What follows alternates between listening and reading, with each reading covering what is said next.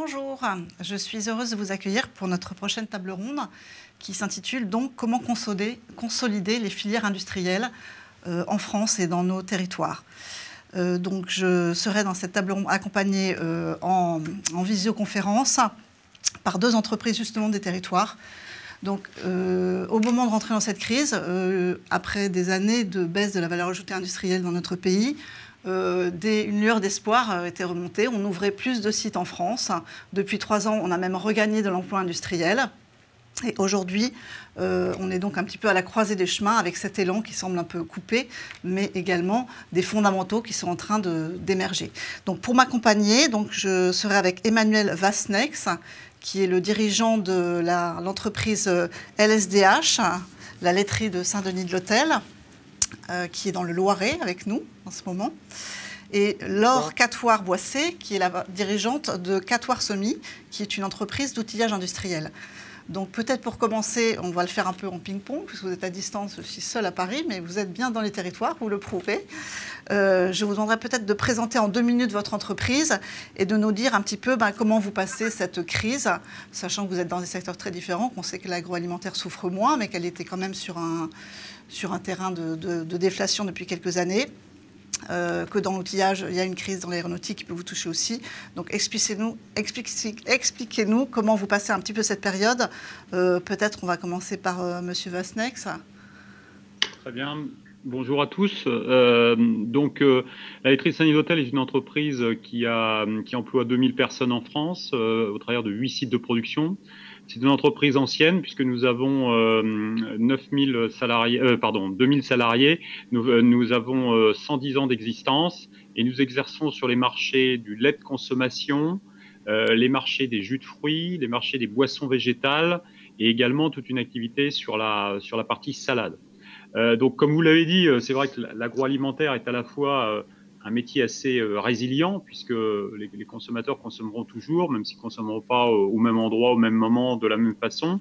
Mais à contrario, c'est aussi généralement un métier sur lequel on a des marges extrêmement contraintes et on subit en fait de plein fouet, mais on y reviendra, toute la problématique aujourd'hui du coût du travail, des impôts de production, des effets réglementaires.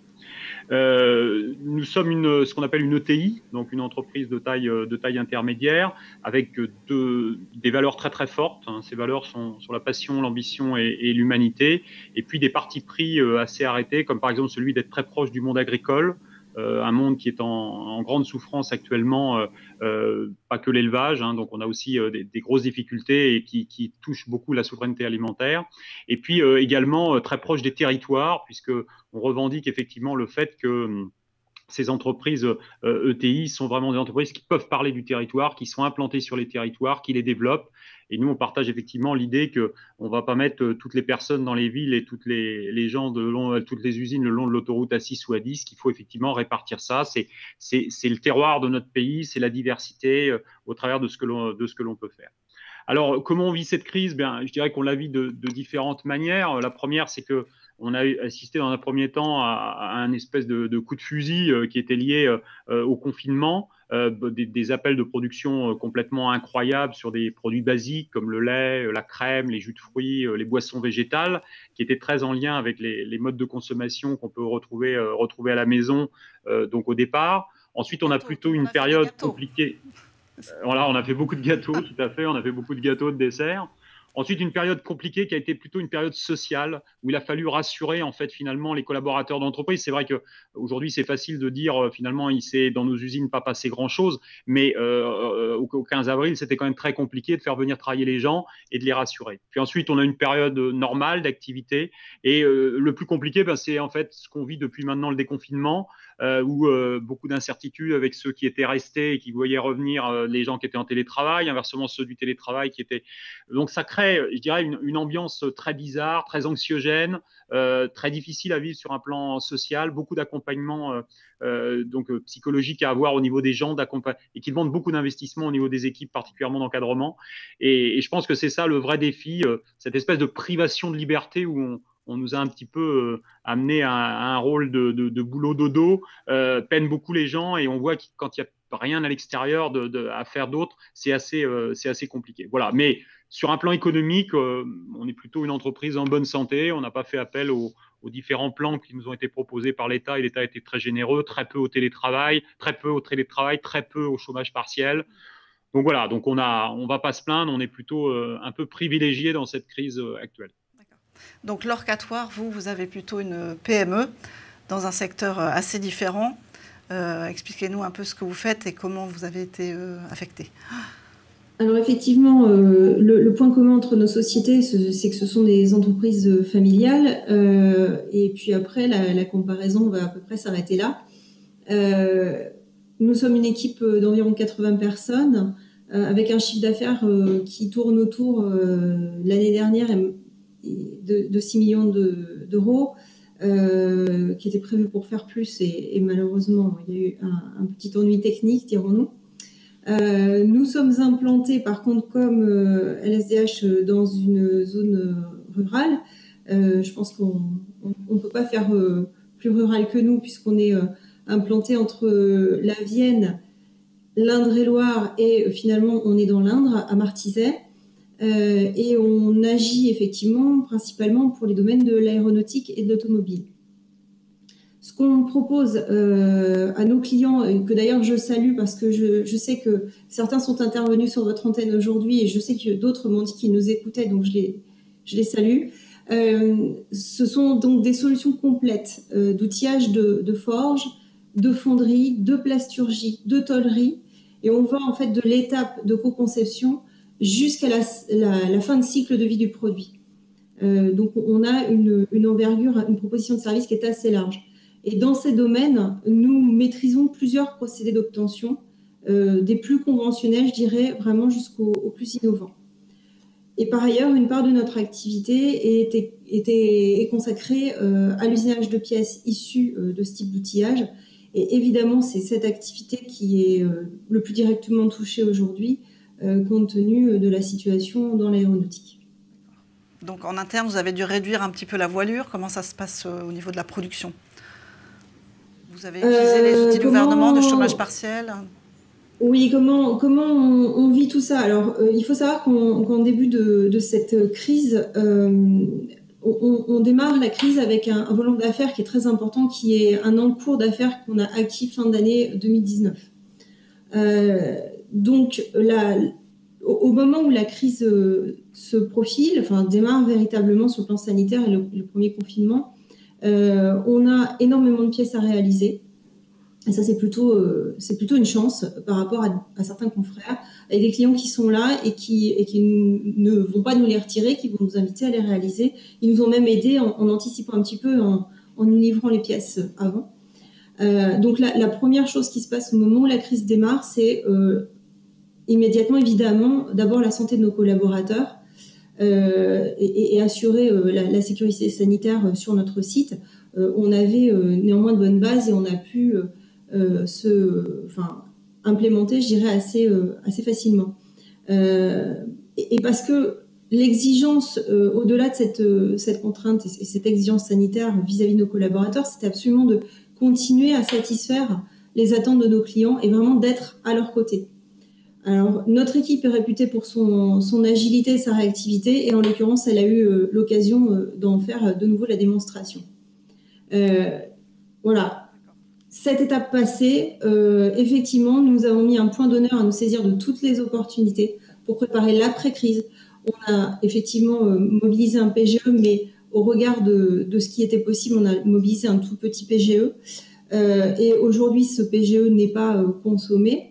Donc on espère soit pouvoir le rembourser, soit pouvoir ultérieurement le transformer en autre chose. En tout état de cause, voilà, l'idée c'est vraiment de se préparer à l'après-crise. Alors justement, je voulais en parler avec vous parce que tous les deux, en fait, en discutant un peu en préparant cette table ronde, vous m'avez fait part de projets d'investissement importants. Donc dites-nous un peu dans quel sens ils vont et quelles sont les raisons d'y croire, même alors que tout le monde est un petit peu dans l'incertitude, de continuer et de foncer. Alors, donc, ce que je peux dire peut-être par rapport à ce plan d'investissement, Tout d'abord, je pense que le Covid a accéléré un certain nombre de phénomènes et on voit des mots arriver comme souveraineté alimentaire, réindustrialisation, etc. Moi, je pense que la réindustrialisation, elle ne se décrète pas. C'est-à-dire que globalement, on fera revenir des entreprises en France pour différentes raisons. Mais avant tout parce qu'elles sont dans des conditions de pouvoir se développer et avant tout des conditions économiques. Il y a une grosse différence entre les entreprises que vous avez là autour de la table, qui sont des gens du territoire, attachés au territoire, qui achètent leur pain dans la même boulangerie que leurs collaborateurs, etc. Et des gens qui sont effectivement des multinationales, patrons, avec des patrons d'établissement, et qui vont arbitrer en fait finalement leurs investissements sur d'autres choix que simplement le fait d'être attaché à son pays, au développer, à créer de la richesse. Et je pense que ça, c'est un point clé, c'est-à-dire qu'aujourd'hui, on pourra donner tout ce qu'on veut, les plans de relance, etc. Si nous, chefs d'entreprise, on n'est pas dans des conditions d'avoir une compétitivité saine et loyale, alors je parlerai rien qu'avec nos voisins à proximité, de toute façon, on sera en échec et on sera obligé de prendre d'autres décisions. Ce n'est pas un hasard aujourd'hui s'il y a beaucoup plus d'ETI en Allemagne ou en Italie qu'il y en a en France. Ce n'est pas un hasard si les sites de production de ces ETI sont beaucoup plus importants, c'est à peu près le double en Allemagne par rapport à ce que l'on fait en France, c'est qu'il y a des vraies réalisations et j'y reviendrai tout de suite après. La deuxième chose qui est importante, alors là je vais parler plus de l'agroalimentaire, c'est que la vision que nous avons enfin, au travers de ça, c'est trois choses qui me paraissent fondamentales. D'une part, c'est à nous de nourrir notre population. Il y en a marre d'avoir du poulet brésilien, d'avoir des produits qui viennent d'ailleurs. On va envoyer du grain dans certains pays pour qu'ils nous renvoient des poulets. C'est une anomalie majeure sur un plan économique. Ce n'est pas que pour les médicaments, c'est aussi pour l'alimentaire. Exactement. On a entendu beaucoup parler de souveraineté pour les masques, pour les médicaments. Et en plus, c'est en lien avec l'aspect environnemental. Avec tous ces transports qu'on évite, effectivement, c'est important. La deuxième chose, c'est que c'est à nous de mettre à disposition de l'alimentation à des gens qui en ont besoin. Si les Chinois ont besoin de lait, on va leur livrer du lait. Ce n'est pas une stratégie, c'est une opportunité. À terme, ce sera à eux de le produire. Et par rapport à ça, ce sera important qu'on leur amène un certain support. Et troisièmement, il faut absolument qu'on ramène dans notre pays de l'innovation, du savoir-faire, de la technologie, que demain, on sera capable d'exporter. Et je pense que c'est là où nous, pendant des années, au niveau coût du travail, on a défiscalisé des smicards. Les Allemands ont défiscalisé des chercheurs. Et c'est une nuance et qui est extrêmement importante, c'est qu'aujourd'hui, tous les centres de recherche, tous les centres d'innovation partent de France, alors que c'est nous qui avons effectivement la matière grise. Et demain, on sera obligé de vendre, sinon on vendra que des biens de première nécessité. Et excusez-moi du terme, on deviendra peut-être un peu le tiers-monde de l'industrie au travers de ce qui peut se passer. Donc nous, dans ce contexte, on y croit. On y croit parce qu'il y a au-delà du Covid, d'abord, les décisions qu'on a prises, soit elles étaient bonnes avant le Covid, et si on a les moyens financiers de les mener, il faut les mener parce qu'elles sont toujours bonnes, soit elles n'étaient pas bonnes, et dans ce cas-là, Covid ou pas Covid, il ne fallait pas les faire. Et ça, c'est notre responsabilité, effectivement, de chef d'entreprise. Deuxièmement, moi, j'ai toujours investi dans les périodes de crise parce que je savais que quand le marché allait se réveiller, eh bien, je serais prêt, alors que les autres sont encore en train de se poser des questions sur la façon dont on peut développer. Donc aujourd'hui, on investit 300 millions d'euros, on va créer 200 emplois. Et on investit dans tous les domaines, c'est-à-dire qu'on investit dans des filières agricoles, on investit dans des filières de transformation de ces produits agricoles en première nécessité. Troisièmement, on produit des biens alimentaires à destination des consommateurs. On investit également dans la logistique et on intègre en fait finalement dans toute cette réflexion toute cette transition, parce que les problèmes d'avant Covid n'ont pas disparu avec le Covid. Ils sont toujours là, et donc tout ce qu'on entend sur les emballages, tout ce qu'on entend sur les transports, tout ce qu'on entend sur la transition agricole et environnementale, c'est toujours une pression qui est très très forte et qu'on se doit d'anticiper pour demain être les meilleurs. Et clairement, je vous l'ai dit tout à l'heure, je fais de la salade. On est en train d'investir dans des serres du futur pour produire de la salade sans pesticides, sans insecticides, à partir d'énergie fatale, sur des terres qui sont des friches industrielles ou commerciales. Demain, je n'irai pas vendre de la salade aux Américains, mais par contre, je leur vendrai peut-être des serres. Et c'est là où j'en appelle vraiment dans cet aspect de l'investissement à la responsabilité politique, parce que je pense qu'on est vraiment là. Nous n'avons pas su prendre un certain nombre de virages. Aujourd'hui, on a 4 boulets aux pattes énormes. Premièrement, on a notre coût du travail. On peut me raconter ce qu'on veut. De toute façon, par rapport aux Espagnols, aux Italiens ou aux Allemands, on a 15% d'écart. On n'a pas démarré l'année, on a 15% d'écart sur notre coût du travail avec ces pays-là. Deuxièmement, on a des impôts de production qui sont pour moi un truc assez incroyable. C'est une TVA à l'envers. C'est-à-dire qu'en fait, globalement, on se met on se met des propres taxes sur nos propres outils de production qui nous gênent derrière à l'exportation. Et on n'a pas voulu avoir ce débat sur la fiscalité, entre autres sur la fiscalité. Quand même qui ont été faits. Il y a quand même 10 oui, il y a des efforts, mais par an regardez, on va faire un effort de 10 millions quand l'écart qu'on a encore aujourd'hui, 10 milliards, pardon, 10 milliards, quand l'écart qu'on a encore avec la moyenne des pays européens est 35 milliards, et avec l'Allemagne, c'est 85 milliards. Donc ça fait des points de compétitivité très forts. Troisième sujet, qui est un sujet aussi clé, c'est la réglementation. La France est le pays de la surréglementation, on est toujours les monsieur plus, et c'est pas normal aujourd'hui pour avoir une autorisation d'exploiter ou un permis de construire, il faut 3 ans, quand il faut 1 an et demi en Allemagne, quand il faut 1 an en Espagne et en Pologne, ça tournerait déjà. Et dernier point, il faut qu'on ait un véritable plan de développement sur la compétence de nos hommes. Aujourd'hui, on est en train de rater le coche de la formation, de la compétence, de l'adaptation en fait finalement des gens et de leurs compétences à ce que va être demain l'industrie 4.0, etc. On est en train de passer complètement à côté. Donc là, il faut absolument qu'on mette des moyens parce que demain, on aura des machines, on utilisera des machines qu'on ne sera même pas capable de concevoir ou d'installer ou de piloter. Et là, il y a un vrai sujet. D'accord. On va passer la parole à Mme Catoire. Donc vous dites un nouvel environnement fiscal, réglementaire, simplification et compétences. Donc Laure Catoire, vous aussi, vous avez un projet d'investissement dans votre entreprise autour de l'innovation, du numérique. Voilà. Qu'est-ce qui vous permet de le lancer? Alors, je retiens un point de convergence nouveau avec M. Vasnex. C'est cette idée, effectivement, dans laquelle j'ai été élevée que c'est en période de crise qu'il faut savoir investir. Et personne n'était préparé à ce qui allait se passer, personne n'était préparé à cette crise. Évidemment, certains sont structurellement plus exposés que d'autres, notamment en raison du taux de dépendance, et dans nos métiers, dans l'aéronautique, c'est une absolue évidence, avec des gens qui ont des taux de dépendance à l'aéronautique qui sont de plus de 90%. On a des signaux qui sont évidemment alarmants, qui se confirme avec un milieu de l'aéronautique où, par exemple, on détruit en 6 mois l'équivalent de 10 années de création d'emplois. Donc, c'est vraiment très compliqué. On sait qu'on va avoir des entreprises qui vont disparaître, faute d'avoir pu effectuer des démarches qui questionnent finalement leur proposition de valeur, leur organisation, leur process de fabrication et leur modalité de vente. Donc, aujourd'hui, il s'avère que nous, Catoire Semi, on est rentré dans cette crise en ayant cette chance d'être membre du réseau BPI Excellence parce qu'on avait fait avant cela donc un accélérateur PME et on a eu l'occasion pendant un certain laps de temps assez long, pour dire vrai, de réfléchir donc en amont de tout ça sur notre moyen d'augmenter notre performance. Et ça, pour moi, ça suppose assez logiquement d'accélérer notre transformation vers l'usine 4.0. Donc, c'est ce sur quoi on est effectivement en train de travailler. Je pourrais y revenir un peu plus tard. Ce que je voulais dire simplement, c'est que mon rôle, donc allez-y directement parce qu'on n'a plus beaucoup de temps.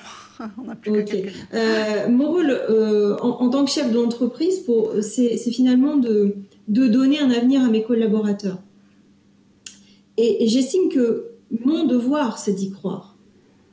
Et c'est mon équipe qui est ma raison d'y croire parce que je sais qu'elle est absolument déterminée à satisfaire les attentes de ses clients. Donc, c'est la raison pour laquelle nous, on a décidé de déposer un dossier dans le cadre du plan de relance, un dossier de 2 500 000 euros d'investissement. On espère avoir prochainement une acceptation du ministère de l'Industrie que l'on attend avec impatience. D'accord. OK. Donc, on a vu que vous aviez des demandes par rapport à l'État. Donc, est-ce que vous pensez qu'il y a un travail à faire chez les industriels ou entre les industriels et leurs donneurs d'ordre, entre les industriels et les distributeurs? Qu'est-ce qui est du ressort en fait du monde de l'entreprise pour pouvoir consolider les filières? Je pense qu'on a tous un rôle, c'est-à-dire que globalement, y a pas, on n'attend pas l'État-providence pour prendre effectivement nos décisions. On n'investit pas parce qu'on a des aides, on investit parce qu'il y a un certain nombre de choses. Après, je pense que le point, c'est que, comme je le disais un petit peu tout à l'heure, il faut qu'on ait une véritable conscience. Et c'est bien de dire qu'il faut une souveraineté alimentaire, qu'il faut une souveraineté médicale, qu'il faut une souveraineté dans les transports, le numérique, etc. Après, il ne faut pas que la première chose que l'on fasse, c'est que derrière, on fasse un appel d'offres européen dans lequel c'est le moins cher qui gagne. Donc, la construction des filières, elle est importante parce que dans les filières, il y a des droits et il y a des devoirs. Il y a des devoirs qui est de rémunérer, et là, je parle plutôt de l'alimentaire, correctement l'ensemble de la filière pour qu'elle puisse vivre et se développer. Et les devoirs, c'est effectivement que ça corresponde aujourd'hui à un cahier des charges qui intègre les transitions écologiques, les transitions environnementales, la reconnaissance qu'on a sur les métiers que l'on fait. Et je pense que le système n'est pas simplement que sur l'aspect financier, il est aussi sur l'aspect de la reconnaissance humaine, quel sens on donne au travail de nos collaborateurs. J'ai beaucoup aimé la phrase de Laure à l'instant qui dit mon devoir, c'est d'y croire et de donner un avenir à mes collaborateurs. Je pense que ça, c'est un vrai débat de société. Moi, j'ai 250 dames qui épluchent de la salade. On peut dire ce métier-là, il n'est pas sexy, il n'est pas bon, etc. N'empêche que c'est des gens aujourd'hui qui ont un métier, qui croient, qui ont du sens dans leur vie, qui ont un sens à se lever le matin, etc. Et donc, je pense que cette problématique, elle est très, très large. Elle est à la fois, elle dépasse même le métier du chef d'entreprise. Elle est politique et elle est sociétale. C'est-à-dire que demain, qu'est-ce qu'on veut faire de ce pays? Est-ce qu'on veut vraiment en faire un pays qui recrée de la richesse à partir de ses fondamentaux et de ses valeurs, ou est-ce qu'on veut être un peu à l'anglaise, finalement, gérer des flux financiers tels qu'on peut le faire? Donc les filières, pour moi, c'est vraiment nos racines, et en plus, on a un pays qui est quand même compliqué, qui est très diversifié, et il faut effectivement les développer, et il faut que tout le monde y croit, sans ça, effectivement, on les laissera tomber. D'accord. Donc, Laure Catoire, vous aussi, vous croyez donc à l'homme, à l'humain, comme Emmanuel Jackson, mais aussi au collectif. Vous m'avez parlé un peu du collectif au sein des filières ou sur votre territoire. Est-ce que vous pensez que ça va accélérer, que cette période va accélérer la collaboration? Si je devais résumer à peu près en une phrase quel est notre job actuellement, je dirais que notre job, c'est que dans quelques temps, on se rappelle de cette période comme le moment où on a littéralement transformé notre industrie en un modèle plus vertueux. Et c'est vrai que pour ça, il faut mettre nos forces en commun pour réussir cette mutation. On a un devoir au niveau des filières, je suis complètement d'accord, et effectivement, notre filière GIFAS est très active en la matière pour organiser cette transformation, notamment au travers de programmes comme celui d'Industrie du futur. Mais également, je pense qu'en tant qu'entreprise de moyenne dimension ou les ETI, je pense qu'il faut aussi qu'on sache jouer collectif au sens où on est tous interdépendants. Et aujourd'hui, cette interdépendance, elle est un petit peu entravée, voire même beaucoup entravée, parce que déjà, on a des entreprises de taille plus petites qui se sentent seules. Et il est notre devoir aussi d'être dans nos réseaux à l'écoute des entrepreneurs qui sont en souffrance et qui ne savent même pas qu'il existe des dispositifs pour eux aussi. Parce que quand on est entrepreneur d'une entreprise plus petite, on est au four et au moulin, on n'a pas le temps de lire le plan de relance et en même temps de s'occuper de savoir comment la production tourne. Donc nous, on a ce devoir-là de les accompagner. Et on a aussi, je dirais, le devoir de porter une parole d'interdépendance auprès de nos élus politiques, notamment du gouvernement, par rapport à la question actuelle du commerce dit non essentiel. Parce que moi, je veux bien continuer de produire des avions ou des voitures indirectement, mais demain, si personne n'est là pour commercialiser ces objets que l'industrie produit, l'industrie va s'arrêter aussi. Il faut espérer que ça soit temporaire, ces fermetures de commerce non essentiel. Écoutez, merci beaucoup, ce sera le mot de la fin. Voilà. Puis je vous invite à suivre les autres tables rondes si vous avez un petit peu de temps. À très bientôt. Merci de votre invitation. Merci, au revoir.